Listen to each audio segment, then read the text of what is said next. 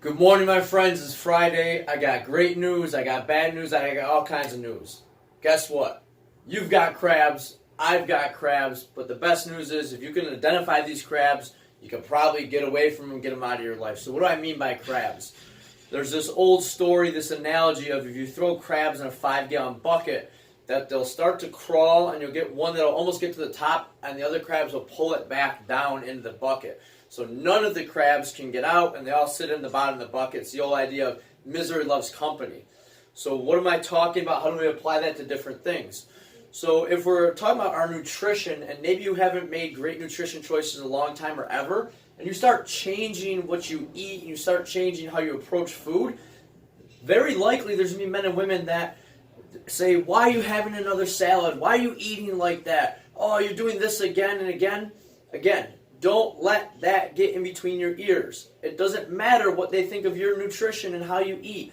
It matters to you. So don't let them pull you back into bad routines or bad habits because maybe they're not ready to make those changes.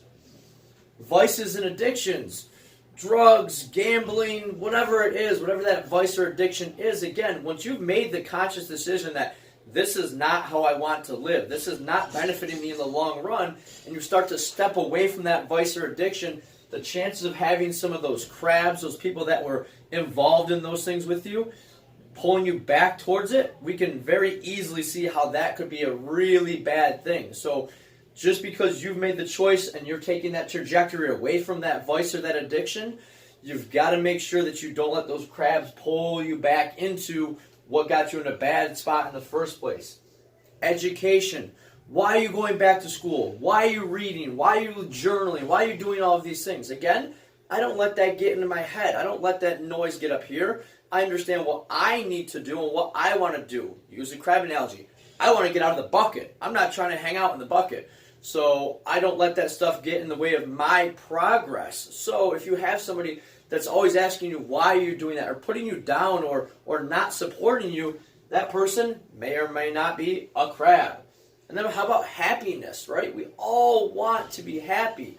But it's super common that when somebody sees somebody happy, I'm very happy, that people want to, if they're not happy, they try to poke holes in your happiness. They try to pull you back down into that bucket where, again, misery loves company, where everybody's miserable. So my goal for you guys is if you can, in any of these areas, if you can identify those crab people,